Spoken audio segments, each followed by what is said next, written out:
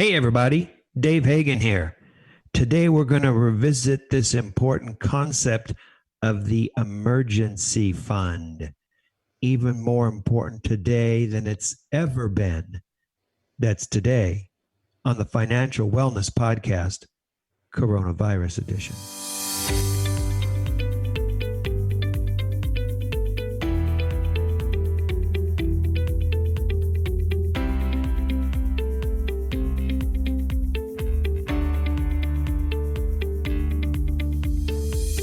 Welcome to the Financial Wellness Podcast, Dave's weekly message to keep you on your path to the financial success.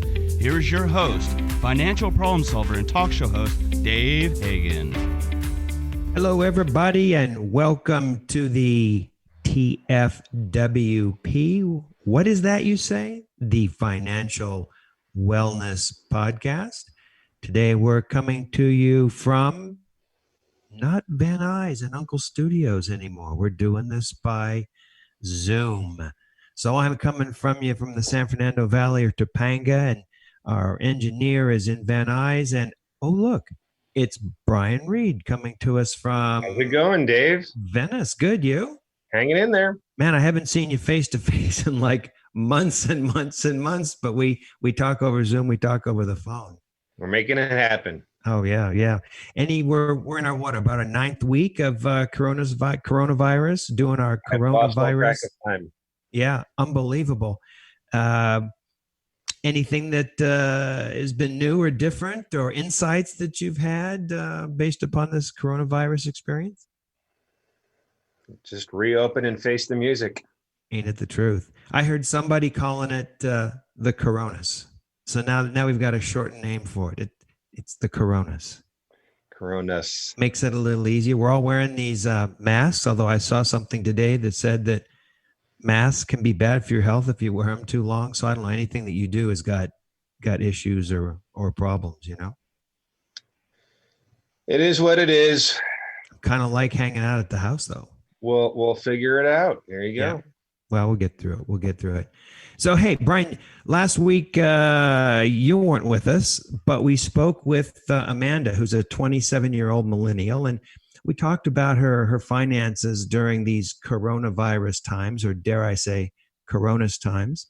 And we rapidly started to focus on her emergency fund, something that she had been put together. And it really caused me to think about the issue and think that we should really revisit this issue. I mean, it's worth a revisit. Now, we've talked about this before. It's, in an early episode, maybe about episode 110, 2 years ago, we talked about the need for an emergency fund as part of my 5 steps for financial success. And for those listeners that don't know what those are, hey, go back to our first 10 episodes and check it out. Or if you want the short version, they are 1, get rid of the credit cards. 2, know your cash flow. 3, eliminate debt immediately. 4, create an emergency fund. Ding, ding, ding, ding, ding. That's why we're here today. And 5, put together 15% for retirement. But 2 years ago, even 2 years ago, we discussed the fact that there was a survey by Bankrate.com. And that survey showed that 61% of the respondents indicated that they'd need to borrow $1,000 for an emergency, as opposed to using money set aside for savings. 61%. Further, there was another survey that was done by the Federal Reserve. I think it was Federal Reserve of New York. And they indicated that 44% of Americans couldn't even cover a $400 emergency expense, like a car repair, out of their pocket. Wow, that blows my mind. It means that way too many people are living paycheck to paycheck. A little more recently, I saw a 2019 study by Charles Schwab, and the study showed that 59% of Americans live paycheck to paycheck. And there was another a survey where they showed that that figure could be as high as 78%. So there's a vast majority of people out there who are living paycheck to paycheck. And this is a really, really bad bad circumstance. One of the reasons we're revisiting this again, it's an important issue. Hey, look who just dialed in. It's Nick Appel. Hey, Dave. Good to be here. How you doing, man? I'm doing great. How are you guys doing? We're doing good. No, we're doing good. We're just warming up. We're just opening up this bad boy. I'd love to hear it. Can't wait for this episode. Where are you coming to us from? Beautiful, cloudy San Diego. Cloudy San Diego. Gotta love it. So we got Venice, we got San Diego, couple of beach guys.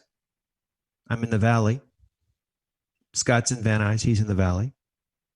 So we're ready to roll.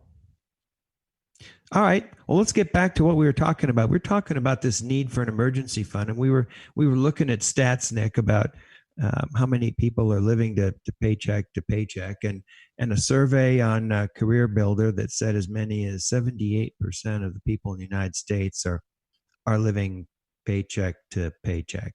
So in good times, it's important to have a emergency fund, and in coronavirus times, or what we've heard people call it, Nick, coronas times, it's even more important.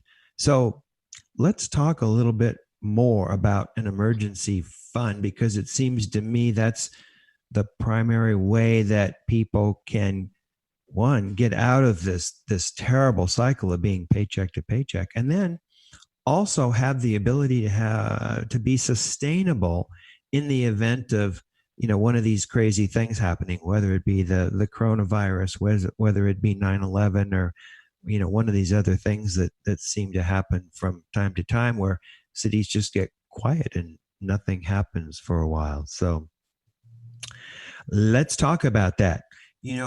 Last week when we were talking about the emergency fund, we talked about the fact that Amanda had listened to some Dave Ramsey stuff, or read some Dave Ramsey stuff, and he recommends 3 months of your expenses to be put in an account saved for a rainy day, what we called somebody's nut, their living expenses, not their gross.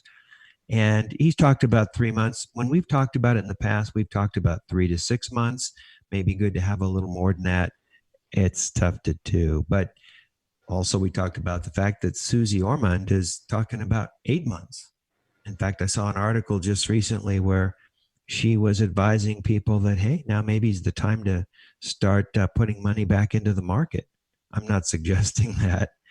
There's other issues that are out there, but she was saying, look, if you got 8 months, a security fund, you got everything else in order, you don't have debt, maybe this is the time to go back to that, because there are deals out there.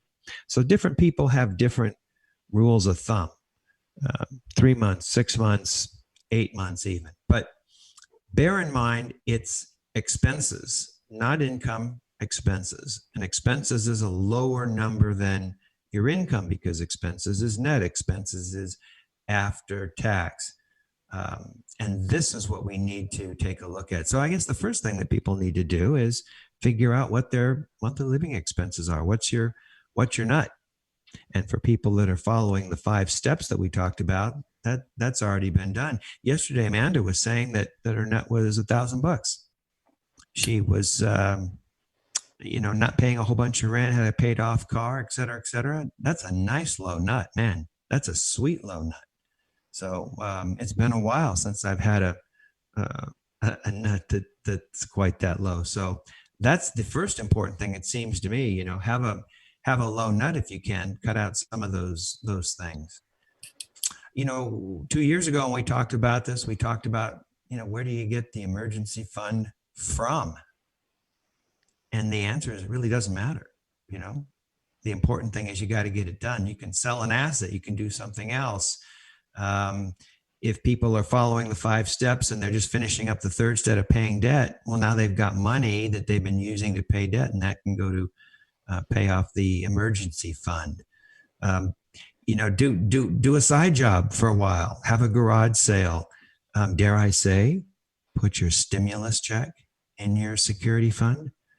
I'm sure the government doesn't want you to put your stimulus fund in there, but maybe that's a good thing to do.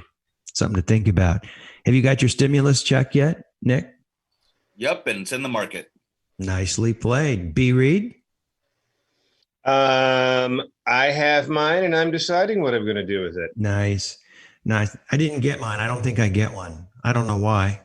Because you But make too much money, Dave. no, I don't think that's it. I just don't think they like the way I look or something. But I don't get one. Like so many things. The wife goes, "No, you don't get that." So it is what it is, you know? So we talked about, again, 2 years ago, we talked about where to keep this emergency fund. And we talked about the fact that you want to put it in the bank, in a separate account. Yeah, you don't want to have it in your main account because it's too easy to grab it or do something with it if you're anything like me. It's too easy to get lost in the fray or to get spent. Maybe not even necessarily an investment account where you could lose the principal, although that's something that Nick is doing. You don't want to take any losses on your emergency fund if you can help it. Last whole bunch of years taking a loss. Oh, what a joke, right, guys? And all of a sudden, 9 weeks later, we're standing around going, God, the market really went down a third. That's brutal stuff. So you want to make sure that you can get to it. You want to make sure that account's liquid. It's not an investment fund. It's for an emergency. So, some kind of an account where you're going to get some ridiculously low rate of interest. If you need to get your hands on the money, you can do it very quickly, something that you can do now, almost at a moment's notice. And I like to have it out of sight, out of mind. When I was first starting an emergency fund years ago, I would not open the envelope from the bank because I didn't want to see how much money was in it. I'd look at it every year or so just to make sure someone wasn't stealing something out of it. But if I got an envelope and said, "Hey, you got $1,200," I'd be looking at stereos or TVs or something, and I just didn't want to know. Out of sight, out of mind. Don't even look at it. Don't even consider spending the money unless there's, some kind of an emergency that comes along. So that's what we had to say 2 years ago about the need for an emergency fund. And then last year, in episode 222, that was in June of last year, just 10 months ago, we talked about the joy of an emergency fund. Either you guys remember that? I do. Yeah, we interviewed. Were you there, Brian, for that? Were you on? I'm not It sure. might have been. Yeah, Nick Or else was. I just listened to it. Nick was busy studying. Although Nick, you've listened to it. Nick heard that. Yeah. Yeah, we talked with a guy named Matt, and we discussed just the sheer joy and freedom of having an emergency fund, and we talked about the fact that he really didn't have that earlier on in his life, and when he finally got serious and started putting that together, he was really surprised by the sheer joy of having that freedom, of having that emergency fund. And, we had him on the show because we thought if we could get people to think about an emergency fund, not as something that you should have, but something that would be joyful, something that would be exciting, that we could get more and more people to start thinking about that. We've said on and on that a lot of this personal finance stuff is more about emotion and less about book knowledge, And Amanda told us this last week. We talked about her lack of worry during the shutdown and the fact that between her unemployment and her emergency fund, she had a viability of about 6 months. Now, this was because her nut was small, but it was something that she had put together, and it provided her a lot of security now, where a lot of the world is just freaking out, waiting for their checks, looking for, hey, what am I going to do, et cetera, et cetera, et cetera. So she also said, and this was interesting, that as she needed to get back to work, if her old job didn't come back, that this would give her a lot more freedom in looking for her new job, because she could take a job that she really wanted to do rather than something that was just going to require, a paycheck. So interesting how these pieces all fit together. We've done 3 episodes that related to emergency fund. This is the 4th. And the reason is, hey, this is an important thing. This is something that really people should do. And a lot of people will say, well, I don't have the discipline. I don't have the money. You go out and you find the money. You sell stuff. You work a side gig for a little while. You do whatever you need to do to put together that emergency fund. And there's work out there. I mean, there's things that people can do. Did you know, what is it? Instacart I heard, is hiring. And I guess Instacart's where a person goes, shops for your stuff, picks it up, and drops it at the house. Either of you guys use that? I used it once, Yeah. and the shopper person did a decent job, Right. I don't. I use Amazon Fresh. Same concept. Yeah, we did that last week, Amazon Fresh. And it was the first time, and we thought it'd be kind of weird, people picking out your food. But they got the order right. It came. It was like 2 hours later, 3 hours later, and that you just get a text, and it goes, "Your delivery guy needs help." And beneath that, it says, "Your food's on the front door." And you open it up, and there's bags with your food in it. Yeah, I was skeptical of the produce and the meat. Yeah. Just because I like going to the market and I like picking out like which apple I like or which potato and which cut of meat. Right. And to my surprise, everything came out really nice, and they picked out great produce. They picked out a great cut of ribeye steak, and I would recommend that every listener try it. Yeah, very cool. Very cool. Most people have been satisfied. I've got a friend of a friend. So somebody I haven't met directly, but a friend of a friend. And the story was that this guy got laid off. So he came down and he did, Uber Eats, which is another delivery service. And he's making like $20.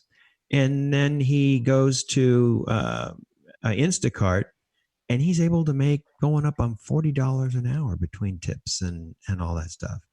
That ain't bad, especially for something where you can control your hours and have some flexibility. It's a great temporary side gig. What was your experience with? You were with Instacart, right, Brian? Yeah, I did the ordering online, and I wasn't as happy as you were, Nick. Obviously, we can't compare services because it was just one experience first with company A and one experience with company B. But I did appreciate the effort on the technology side. I was like, oh, it's cool. They were trying to ask me, hey, do you want this as a substitute for this?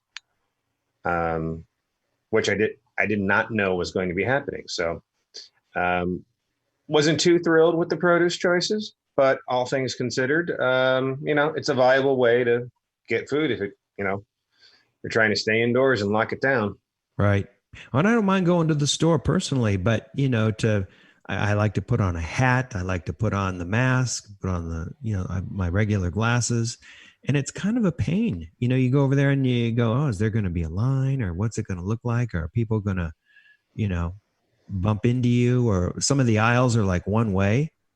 And if you go the wrong way, you're worried that someone's going to yell at you, get your stuff away from me. It's like, you just kind of worry. People are a little on edge sometimes.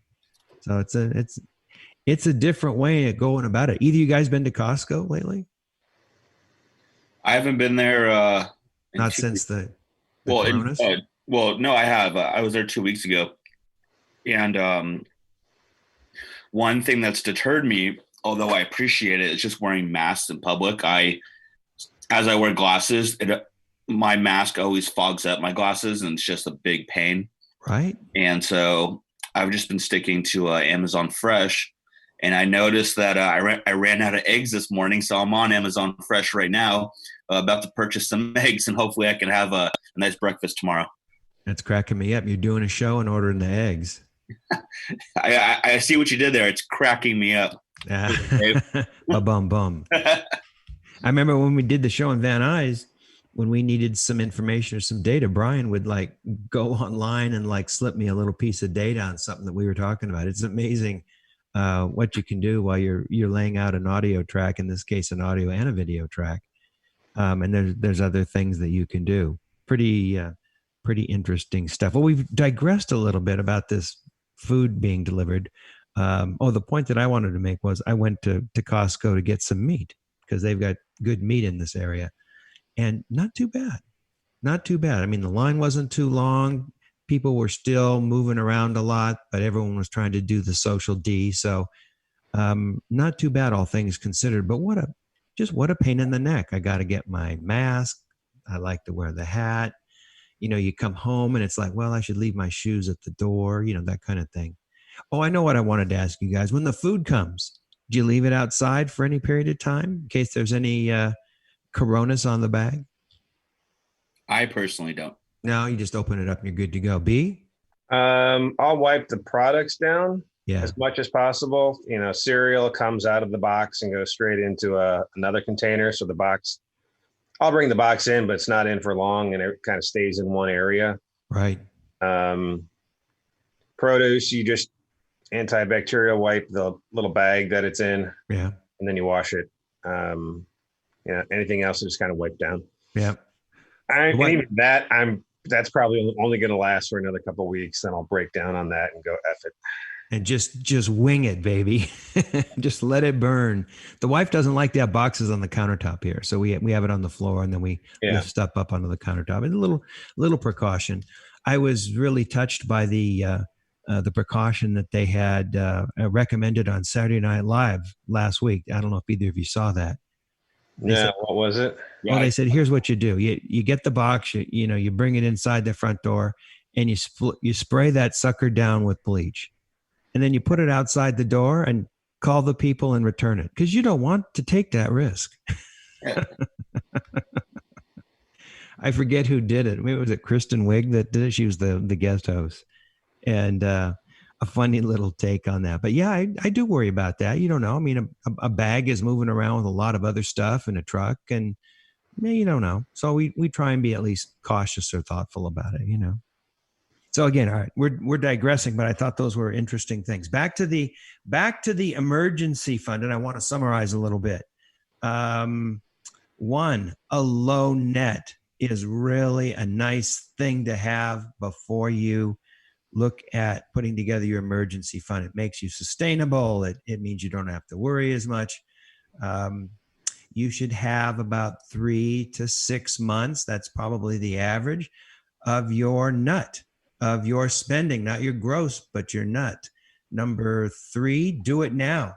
I mean, start on it now. You're not going to get it done right away. Even in these tough times, unless you're completely living on reserves, take a look at how to put that together. Get a side gig, sell something, do those kinds of things. If you go back and listen to last week's show where we were talking to Amanda, she was saying, look, it really wasn't that hard. I'm not missing out that on much. I just don't go out quite as much and invite people over and we cook food. And it really hasn't made that big of a difference in my life while I'm putting this together. Next thing, wow, it gives you peace of mind and can actually be a joyful, reassuring experience. So that's something to think about. And as you get back to it, it gives you the opportunity to look for a better job, one that's more, one that's more rewarding, with something more you want to do, rather than just looking around going, oh, I got to get a job and I got to have a paycheck, right away. I don't know. I think that sums it up. You guys got anything to add? Stay safe, everybody. And stay healthy. And then we'll be back in a week. Yeah. What I said a couple of weeks ago, do the social D to avoid the Corona V. This is Dave Hagan, and you're listening to the Financial Wellness Podcast.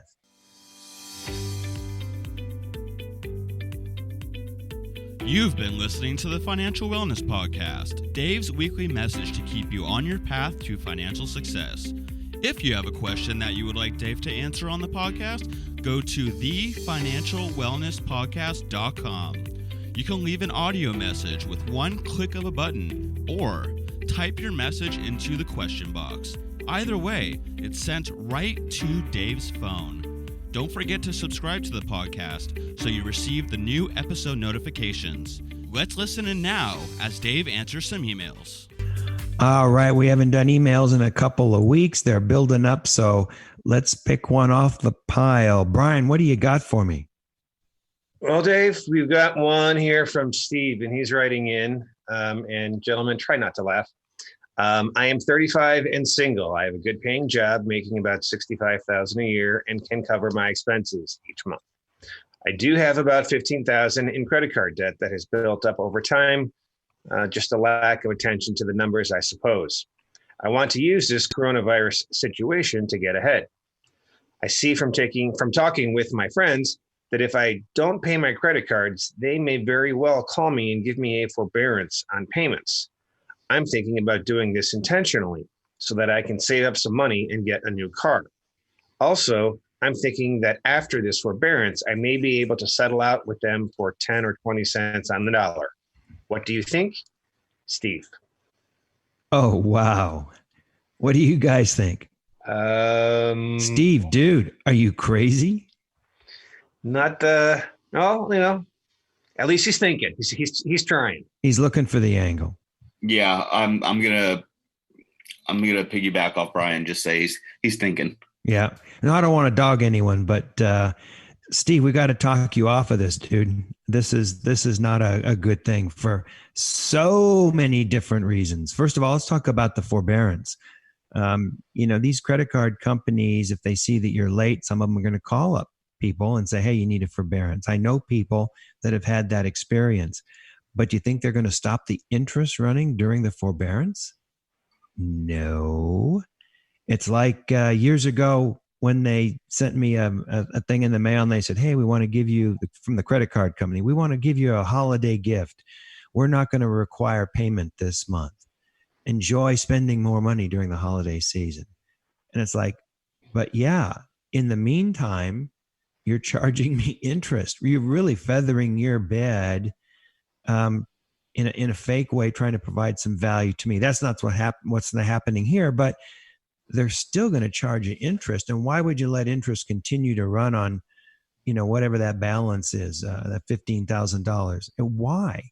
It just doesn't make any sense. Two, you're going to use the money to buy a car. Again, why? I mean, if you don't have a car and you need to get around, I suppose you've got a need, but I wouldn't use forbeared money that should be going to a credit card to get a car, and especially not a new car. I mean, we've talked about this on TFWP so many times. Not a new car, a car that's 2 years old, a car that you can pay for with cash, et cetera, et cetera, et cetera. But no, don't do that. What if you wanted to invest the money? I know there's people out there that would say, yeah, I'll save the money now by not making the payments so that I can invest that money. Nick, you're big into investments. Would you do that? No. I like investing. I'm sorry.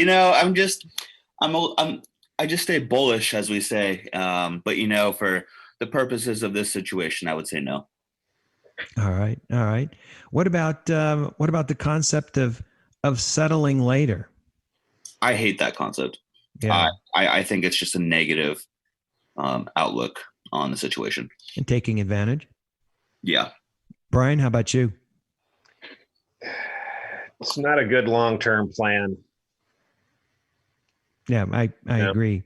I mean, you settle up later. That means you got to have cash later. And I guess if you haven't spent the money that you were supposed to send in, now you're going to have some cash in theory if you haven't bought a car or yeah, but then you're going to have the tax liabilities as well. Exactly. That's where I was headed.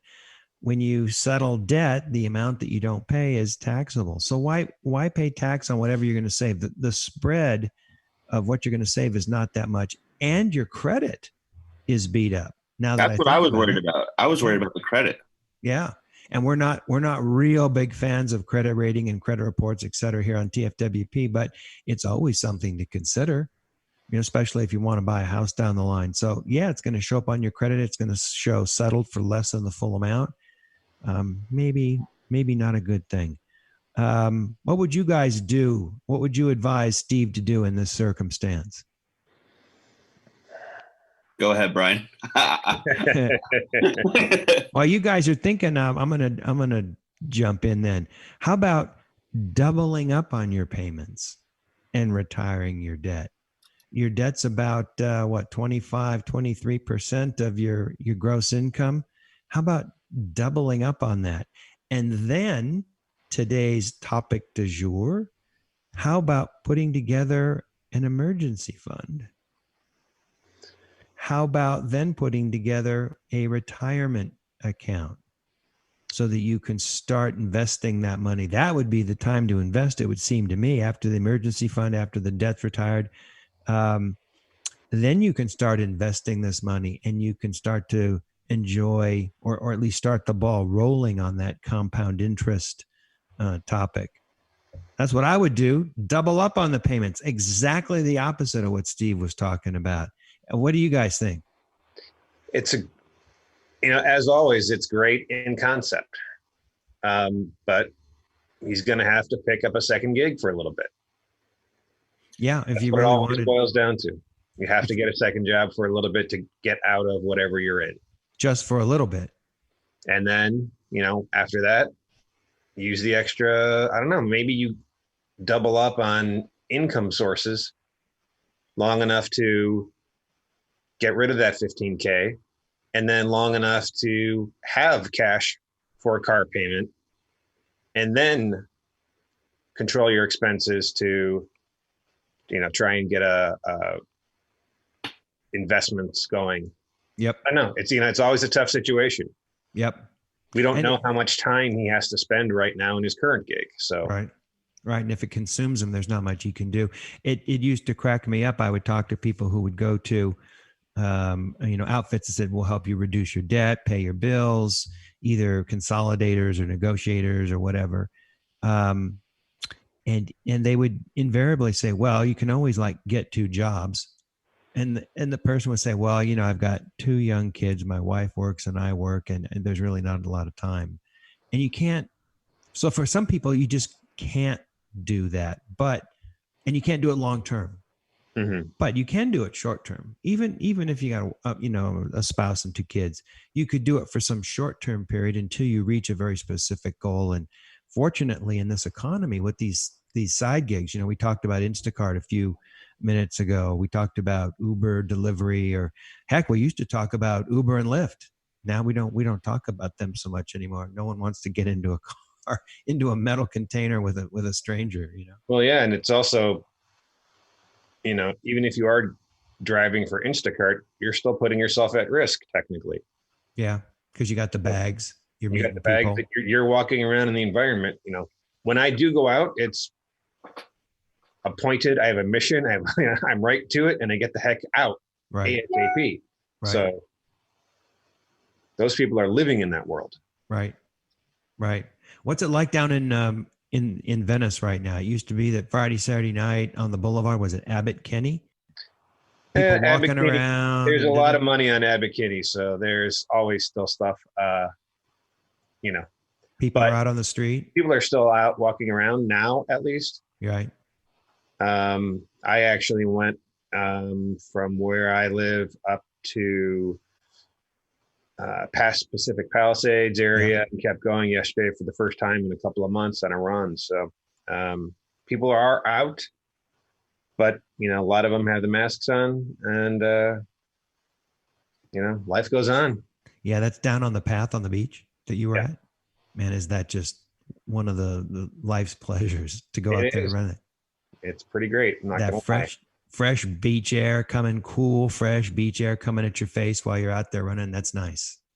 It's a good gig. Well, it's a good thing to do now during this corona's time, All right. Well, hey, Steve, that's our best collective advice. Think twice, dude. It reminds me of the time I was sitting next to a ski patrol guy on a lift, and we were being lifted over a guy that was standing at the top of a precipice looking to do a big jump. And the ski patrol guy just yelled out to him, dude, just think about it first.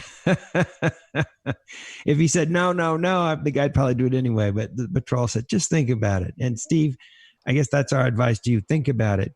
There's better ways to deal with this. And the advantage that you would get would be so small in relationship to the downside that I really, really, really wouldn't do that. None of us would. So there you go. Not what you wanted to hear, but maybe what you needed to hear. Good luck with that, Steve. Well, that's all the time that we have this week. Stick with us next week. We've got another coronavirus edition coming up on the TFWP. All right, you know what? That's a wrap. Thanks to Nick. Thanks to Brian. Appreciate you guys coming online and spending some time with us. This is Dave Hagan, and you've been listening to the Financial Wellness Podcast.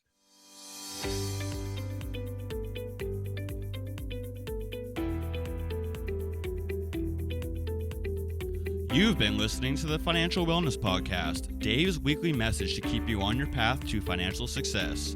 If you have a question that you would like Dave to answer on the podcast, go to thefinancialwellnesspodcast.com. You can leave an audio message with one click of a button, or type your message into the question box. Either way, it's sent right to Dave's phone. Remember, Dave will randomly draw from the submitted questions and pick the winner of a free 1-hour personal conversation with Dave to help you achieve your financial goals. Don't forget to subscribe to the podcast so you receive the new episode notifications, or share the podcast via the app with your family and friends. This is your announcer, Nick Appel, wishing you every financial success.